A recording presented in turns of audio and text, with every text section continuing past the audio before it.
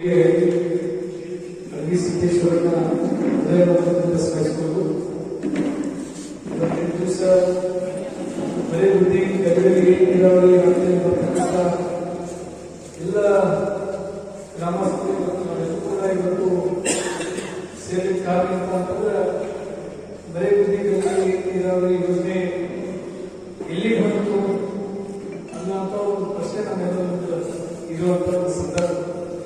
ಈ ಒಂದು ಸಮಾರಂಭದಲ್ಲಿ ಉಪಸ್ಥಿತರಿರುವಂತಹ ಎಲ್ಲ ಗಣ್ಯಮಾನ್ಯರೇ, ವಿಶೇಷವಾಗಿ ತಮ್ಮೆಲ್ಲರ ಉದ್ದೇಶಿಸಿ ಈಗ ತಾನೇ ಮಾತನಾಡಿರ್ತಕ್ಕಂಥ ಬಸವರಾಜ ಸಂದೂರ್ ಅವರೇ ಮತ್ತು ನಮ್ಮ ಗಾಂಧಿ ಪ್ರಶಸ್ತಿ ಪುರಸ್ಕೃತರಾದಂಥ ಮರೇಗುಡಿ ಗ್ರಾಮ ಪಂಚಾಯತಿ ಅಧ್ಯಕ್ಷರು ಆಗಿರ್ತಕ್ಕಂಥ ಹನುಮಂತನ ಗುಡಿ ಅವರೇ, ಅವರೆಲ್ಲ ಹಿರಿಯರೇ, ಸಮಾರಂಭದಲ್ಲಿ ಉಪಸ್ಥಿತರಿರುವಂಥ ಮರೇಗುಡಿ, ಕೊಣ್ಣೂರು, ಹುಣಸಿಕಟ್ಟಿ, ಹುಲ್ಯಾಲ್ ಗ್ರಾಮದ ಎಲ್ಲ ಪೂಜ್ಯರಿಂದ ಬಾಂಧವರೇ, ಇವತ್ತು ಈ ಯೋಜನೆ ಬಗ್ಗೆ ಸ್ವಲ್ಪ ವಿವರವಾಗಿ ಹೇಳಬೇಕು ಅಂತ ಹೇಳಿ ನನ್ನ ಆಶೆ. ಯಾಕಂತಂದ್ರೆ ಸಿದ್ದು ನ್ಯಾಮಗೌಡರು 2013ರಿಂದ 2018 ಅವಧಿಯಲ್ಲಿ ಅವರಿಗೆ ಶಾಸಕರಾಗಿ ಸೇವೆ ಸಲ್ಲಿಸ್ತಾ ಇದ್ರು. ಅವತ್ತಿನಿಂದ ಅವರು ತಲೆಯೊಳಗಿರುವಂತ 2 ನೀರಾವರಿ ಯೋಜನೆ, ಒಂದು ಆ ಭಾಗದಲ್ಲಿ ಹುಣ್ಣೂರು ಮತ್ತು ಹುಬ್ಬಳ್ಳಿ ನೀರಾವರಿ, ಒಂದು ಈ ಭಾಗದಲ್ಲಿ ಮರೇಗುಡಿ ಮತ್ತು ಗದಗಲಿ ನೀರಾವರಿ ಯೋಜನೆಯನ್ನ ಮಾಡಲೇಬೇಕು ಅಂತ ಹೇಳಿ ಅವತ್ತಿನಿಂದ ಪ್ರಾರಂಭ ಆಗಿರ್ತಕ್ಕಂಥ ಈ ಒಂದು ಯೋಜನೆ. ಕೊನೆಯ ಹಂತದಲ್ಲಿ ಅದರ 2018 ಇಸ್ವಿಯಲ್ಲಿ ಈ 2 ಯೋಜನೆಗಳು ಸರಾಸರಿಯಾಗಿ ಪ್ರೋಗ್ರೆಸ್ ಇದ್ದು, ಸನ್ಮಾನ್ಯ ಎಂ ಬಿ ಪಾಟೀಲ್ ಸಾಹೇಬರು ಅದು 75 ಕೋಟಿ ರೂಪಾಯಿ ಯೋಜನೆ, ಇದು 175 ಕೋಟಿ ರೂಪಾಯಿ ಯೋಜನೆ. ಇದು 2 ಯೋಜನೆಗಳನ್ನು ನಾವು ಕ್ಯಾಬಿನೆಟ್ ನಲ್ಲಿ ಅಪ್ರೂವ್ ತಗೊಳ್ಬೇಕಾಗಿದೆ. 2 ಯೋಜನೆ ಒಮ್ಮೆ ತಗೊಂಡೋಗಿದ್ದಾಗ ಒಂದು ಪ್ರಾಜೆಕ್ಟ್ ಅನ್ನ ಈಗ ತಗೊಂಡೋಗ್ರಿ, ಇನ್ನೊಂದು ಪ್ರಾಜೆಕ್ಟ್ ಅನ್ನ ಮುಂದಿನ ಕ್ಯಾಬಿನೆಟ್ ತಗೊಂಡೋಗೋದು ಅಂತ ಹೇಳಿ ಅವ್ರ ಸಲಹೆ ಬಂದಾಗ ಸಿದ್ದು ನ್ಯಾಮಗೌಡರು ಅಲ್ಲಿ ಆಲ್ರೆಡಿ ಹುಣ್ಣೂರು ಮತ್ತು ಹುಬ್ಬಳ್ಳಿ ನೀರಾವರಿಯನ್ನ ಸರ್ಕಾರ ಯಾವ ಟೆಂಡರ್ ಇಲ್ಲ, ಏನೂ ಇಲ್ಲ, ರೈತರಿಂದ ದುಡ್ಡು ಸಂಗ್ರಹ ಮಾಡಿ ಅಲ್ಲೊಂದು 6 ತಿಂಗಳು ಮುಂಚಿತವಾಗಿ ಕೆಲಸ ಪ್ರಾರಂಭ ಮಾಡಿಬಿಡ್ತದೆ, ಎಲ್ಲಿ ಹುಣ್ಣೂರು ಮತ್ತು ಹುಬ್ಬಳ್ಳಿ ನೀರಾವರಿ. ಹೀಗಾಗಿ ಅದನ್ನ ಮೊದಲ ಸ್ಯಾಂಕ್ಷನ್ ತಗೊಳ್ಳು ಅಂತ ಹೇಳಿ ಮೊದಲನೇ ಕ್ಯಾಬಿನೆಟ್ ನಲ್ಲಿ ಅದನ್ನ ಸ್ಯಾಂಕ್ಷನ್ ತಗೊಳ್ಳುವಂತ ಕೆಲಸ ಮಾಡ್ತಾರೆ. ಇನ್ನೇನು ಮುಂದಿನ ವಾರ ಇನ್ನೊಂದು ಕ್ಯಾಬಿನೆಟ್ ಆಗಲಿಕ್ಕೆ ಅದರೊಳಗ ಮರೇಗುಡಿ ಗದಗಲಿ ನೀರಾವರಿ ಯೋಜನೆ ಅಪ್ರೂವ್ ತಗೊಳ್ಳೋಷ್ಟರೊಳಗ ನಮ್ಮ ಹೃದಯ ಅಂತಂದ್ರೆ ಕ್ಯಾಬಿನೆಟ್ ಮಾಡಿ ಸಾಕಾಗುತ್ತ ಮುಂದೆ ಸರ್ಕಾರ ಅವಧಿ ಮುಗಿದು ಅಷ್ಟೊತ್ತಿಗೆ ಚುನಾವಣೆ ಘೋಷಣೆ ಆಗಬೇಕು. ಇದು ಅಲ್ಲಿಂದ ನಮಗೆ ಈ ಒಂದು ರೀತಿ ಪ್ರಾರಂಭ ಆಗ್ತದೆ.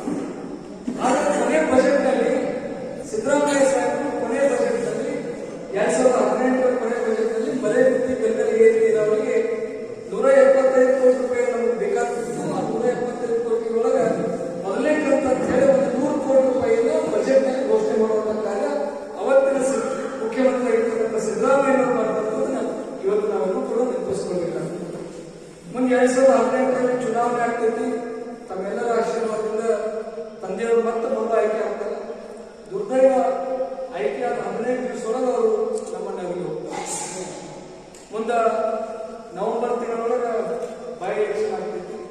ನಿಮ್ಮೆಲ್ಲರ ಆಶೀರ್ವಾದದಿಂದ ಬೈ ಎಲೆಕ್ಷನ್ ಅಲ್ಲಿ ನಿಮ್ಮೆಲ್ಲರ ಆಶೀರ್ವಾದದಿಂದ ನಾವು ವಿಧಾನಸಭೆಗೆ ಹೋಗುವಂತ ಅವಕಾಶ ಸಿಗ್ತದೆ. ಅವತ್ತಿನಿಂದ ಮರೇಗುಡಿ ಗದಗಲಿ ನೀರಾವರಿ ಬಗ್ಗೆ ಸಾಕಷ್ಟು ಪ್ರಯತ್ನವನ್ನು ಮಾಡಿದ್ದೀವಿ. ನಮ್ಮ ಟೈಮ್ ವೇಸ್ಟ್ ಸುಮಾರು ಇತ್ತು ಅಂತಂದ್ರೆ ಅವತ್ತು ನಾವು ಶಾಸಕರಿದ್ದಾಗ ಸಮ್ಮಿಶ್ರ ಸರ್ಕಾರ ಇತ್ತು.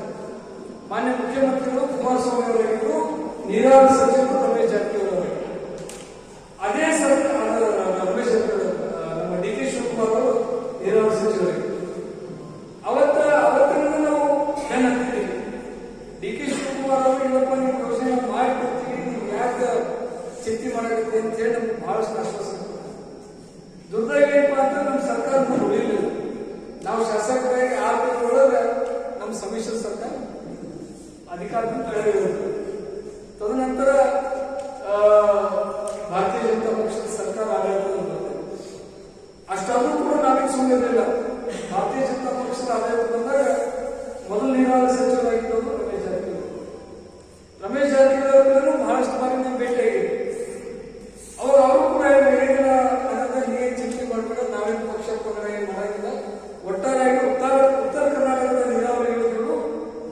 ಮಾಡಬೇಕು ಅನ್ನುವಂಥದ್ದು ನನ್ನ ವಿಚಾರ ಐತಿ. ನಿಮ್ಮ ಜಮಖಂಡಿ ತಾಲೂಕು ನೀರಾವರಿ ಯೋಜನೆ ಕೂಡ ನಾನು ಮಾಡಿಕೊಡ್ತೀನಿ ಅನ್ನೋ ಭರವಸೆಯನ್ನ ನಾವು ರಮೇಶ್ ಜಾರಕಿಹೊಳಿ ಕೊಟ್ಟಿದ್ದು.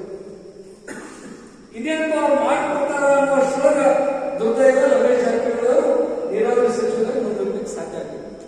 ಅದೆಲ್ಲ ನಿಮಗೂ ಗೊತ್ತು, ನಮಗೂ ಗೊತ್ತು. ಇಷ್ಟೆಲ್ಲ ಆಗುವಷ್ಟೊಳಗ ಮುಂದ ಇದೊಂದು ಯೋಜನೆ ಬಗ್ಗೆ ನಾವು ಫಾಲೋ ಮಾಡ್ಕೊಂತ ಇದ್ದೀವಿ.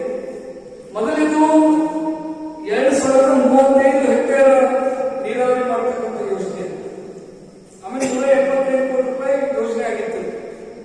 ಇಷ್ಟೊಂದು 2 ವರ್ಷ ಕಾಲಾವಕಾಶ ಹೋಯ್ತದೆ. ಸರ್ಕಾರ ಬದಲಾವಣೆ ಆಯಿತು, ನೀರಾವರಿ ಸಚಿವರು ಬದಲಾವಣೆ ಆದರು.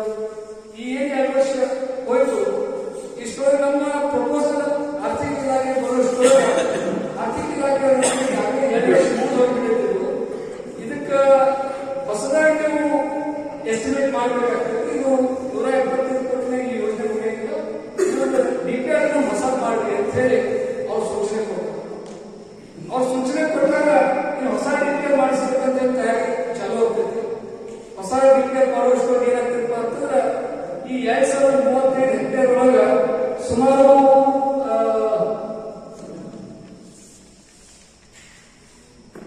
1448 ಹೆಕ್ಟೇರ್ ಅಷ್ಟು ಪ್ರದೇಶ ಆಗ್ತದೆ.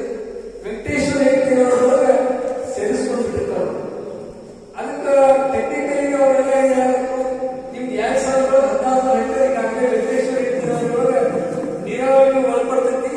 ನಿಮ್ಮ ಉಳಿದ 377 ಹೆಕ್ಟೇರ್ 377 ಹೆಕ್ಟೇರ್ ಸಲುವಾಗಿ ಯೋಜನೆ ಯಾಕೆ ಮಾಡಬೇಕು ಅಂತ ಪ್ರಶ್ನೆ ಉದ್ಭವಿಸ್ತದೆ.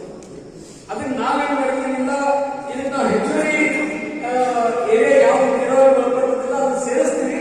ಹೆಂಗಾರ ಮಾಡಿ ನಾವು ಮತ್ತೆ ಆ ಏರಿಯಾ ಕೊಡ್ತೀವಿ, ನಮ್ಗೆ ಈ ಯೋಜನೆ ಜಾರಿ ಬರಲೇಬೇಕು ಅಂತ ಹಠ ಇರೋದು.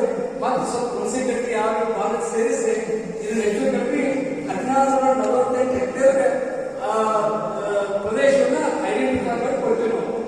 ಈ 1448 ಹೆಕ್ಟೇರ್ ನೀರಾವರಿ ಆಗ್ಬೇಕಂದ್ರೆ ಹೊಸ ಡಿಪಿಆರ್ ಮಾಡಿ ಪ್ರಾರಂಭ ಮಾಡಿದ್ವಿ. ಅದು 175 ಕೊಟ್ಟಿದ್ದು ಎಲ್ಲಿಗೆ ಹೋಯ್ತು ಅಂತಂದ್ರೆ 214 ಕೋಟಿ 50 ಲಕ್ಷ ಬಂದ್ಬಿಟ್ಟು. ಈ 214 ಕೋಟಿ 50 ಲಕ್ಷ ಬಂದಾಗ ಒಂದು ಫೈನಾನ್ಸ್ ಏನ್ ಮಾಡ್ತಾರೆ, ಇದನ್ನ ಸದ್ಯಕ್ಕೆ ಈ ಯೋಜನೆ ಕಾಮಗಾರಿ ಎತ್ತಿಕೊಳ್ಳುತ್ತ ಸಾಧ್ಯ ಆಗುತ್ತಲ್ಲ, ಇದನ್ನ ಇನ್ನೊಂದು ಸ್ವಲ್ಪ ತಡೆ ಹಿಡಿದೆ ಅಂತ. ಈ ತಡೆ ಹಿಡಿದ ಕಾರಣಗಳು ಬಹಳಷ್ಟು ನನಗೂ ಗೊತ್ತು. ನಾವೆಲ್ಲ ಬಹಳ ಕನಸನ್ನು ಕಟ್ಕೊಂಡಿದ್ದೀವಿ. ಉತ್ತರ ಕರ್ನಾಟಕದ ಸಚಿವರು ನಮ್ಮವರೇ ಬಾಜು ಮತಕ್ಷೇತ್ರದವರ ಇನ್ನೇನು ನಮ್ಮ ಕೆಲಸ ಆಗಿರ್ಬೇಕು ಅನ್ನೋಷ್ಟು ನಾವೆಲ್ಲ ಖುಷಿ ಪಡ್ತೀವಿ. ಜಮಖಂಡಿ ಆಗಿ ಬಂದಾಗ ನೀವೆಲ್ಲ ಕೂಡ ಅವ್ರಿಗೆ ಭೇಟಿಯಾಗಿದ್ರಿ. ನಾನಂತೂ ಬಹಳಷ್ಟು ಬಾರಿ ಮಾತಾಡಿದ್ದೀನಿ, ಅವ್ರಿಗೆ ವೈಯಕ್ತಿಕವಾಗಿ ಖುದ್ದಾಗಿ ಭೇಟಿಯಾಗಿದ್ದೀನಿ. ಮತ್ತು ಸದನದಲ್ಲಿ ಇನ್ನೂರಿಗೆ ಮಾತಾಡಿದ್ವ ಅಂತಂದ್ರೆ ಮರೆಗುದ್ದಿ ಗ್ರಾಮ ಬರೀ ನಮ್ಮ ಕ್ಷೇತ್ರಕ್ಕೆ ಸಂಬಂಧ ಇಲ್ಲ. ಮರೆಗುದ್ದಿ ಗ್ರಾಮಕ್ಕೆ ಸಿಸಿ ಪಾಟೀಲ್ ಸಾಹೇಬರು ಬಿಗ್ತಾನೈತಿ. ನಮ್ಮ ಬಿಳಿ ಮತಕ್ಷೇತ್ರದ ಮುರುಗೇಶ್ವರ ನಿರಾಣಿಯವರು ಕೂಡ ಬಿಗ್ತಾನ ಮರೆಗುದ್ದಿ ಗ್ರಾಮಕ್ಕೆ ಐತಿ. ಅದಕ್ಕೆ ಈ ಯೋಜನೆ ಮಾಡಿಕೊಡ್ಬೇಕು ಅಂತೇಳಿ ಸದನದಲ್ಲಿ ಮಾತನಾಡಿದ್ರು ಕೂಡ ಯೋಜನೆ ಆಗಬೇಕು. ಸೊ ಒಟ್ಟಾರೆಯಾಗಿ ಇದನ್ನ ಮತ್ತೆಲ್ಲ ಹೊಸ ಸರ್ಕಸ್ ಮಾಡಿ 216 ಕೋಟಿ ರೂಪಾಯಿ 50 ಲಕ್ಷದ ಅನುಮೋದನೆ ತಗೊಂಡು ಈ ಹಂತಕ್ಕೆ ಬರಬೇಕಾಗಿದ್ರೆ ನನಗೆ ಅನಿಸ್ತದ ನಮ್ಮ ಟೈಮ್ ಎಷ್ಟು ಸುಮಾರು ಇತ್ತು ಅಂತಂದ್ರೆ ಈ ಬಾರಿ ಏನಾದ್ರು ನಿಮ್ಮ ಆಶೀರ್ವಾದದಿಂದ ನಾನು ಶಾಸಕರಾಗಿ ಇವತ್ತೇನಾದ್ರು ನನ್ನ ಸರ್ಕಾರದಲ್ಲಿ ಇದ್ದಿದ್ರೆ ಮೊದಲನೇ ವರ್ಷದಲ್ಲೇ ಈ ಯೋಜನೆ ಜಾರಿ ತರುವಂತ ಕೆಲಸ ನಾವು ಮಾಡ್ತೀವಿ. ಮೊದಲನೇ ವರ್ಷ ಯಾಕಂತಂದ್ರೆ ಉಪಚುನಾವಣೆಯೊಳಗ ಎಲ್ಲರೂ ಬಂದವರು. ಇವತ್ತಿನ ಮುಖ್ಯಮಂತ್ರಿ ಅವತ್ತಿನ ಉಪಚುನಾವಣೆಯೊಳಗೆ ಮಾತ್ರ ಹೋಗಿದ್ದವರು ಮರೆಗುದ್ದಿಗೆ ಯೋಜನೆ ನಾವು ಜಾರಿ ತರ್ತೀವಿ. ಸೊ ಹೀಗಾಗಿ ನಾವು ಶಾಸಕರು ಇದ್ದೀವಪ್ಪ ಅಂತಂದ್ರೆ ಮೊದಲನೇ ವರ್ಷ ಇದನ್ನ ಟೆಂಡರ್ ಕರೆಸ್ತಿದ್ದೀವಿ. ಇಷ್ಟೊತ್ತಿಗೆ ಕಾಮಗಾರಿನೂ ಕೂಡ ಹೆಚ್ಚು ಕಮ್ಮಿ ಮುಗಿಯೋ ಹಂತದಲ್ಲಿ ಇರ್ತೀವಿ. ಟೈಮ್ ನಮಗೆ ಸರಿ ಹಂತದಲ್ಲಿ ಇರುತ್ತೆ. ಆದ್ರೆ ಇವತ್ತು ಕೂಡಿ ಬಂದಿದೆ. ಈಗ ಹೆಚ್ಚು ಕಮ್ಮಿ 214 ಕೋಟಿ 50 ಲಕ್ಷ ಇದನ್ನ ಟೆಂಡರ್ 2-3 ತಿಂಗಳ ಹಿಂದೆ ಹಾಕಿಬಿಡ್ತಿದ್ರು. ಇನ್ನೊಂದು ಏನಪ್ಪ ಅಂತಂದ್ರೆ ನಾವು ಈ ನದಿ ತುಂಬು ಯೋಜನೆ ಮಾಡ್ತಿದ್ವಿ. ಚಿಕ್ಕಪಡಸಲಗಿ ಬ್ಯಾರೇಜ್ ನದಿ ತುಂಬು ಯೋಜನೆ ಅಂದ್ರೆ ಡಿಸೆಂಬರ್ ಜನವರಿ ಒಳಗೆ ಆಲ್ಮಟ್ಟಿ ನೀರನ್ನು ಎತ್ತಿ ನಮ್ಮ ಚಿಕ್ಕಪಡಸಲಗಿ ಬ್ಯಾರೇಜ್ ಒಳಗೆ ಹಾಕೋತೀವಿ. ಎಲ್ಲಿವರೆಗೆ ಹಿಪ್ಪರಗಿ ಬ್ಯಾರೇಜ್ ತನ ನೀರು ಸಂಗ್ರಹ ಮಾಡ್ತೀವಿ. ಅಂದ್ರೆ ಬೇಸಿಗೆ ಕಾಲದಲ್ಲಿ ನಮ್ಮ ಚಿಕ್ಕಪಡಸಲಗಿ ಬ್ಯಾರೇಜ್ ಹೇಳ್ಕೊಂಡು ಹಿಪ್ಪರಗಿ ಬ್ಯಾರೇಜ್ ನದಿ 2 ದಂಡಿಗಿರುವಂತಹ ಹಳ್ಳಿಗಳು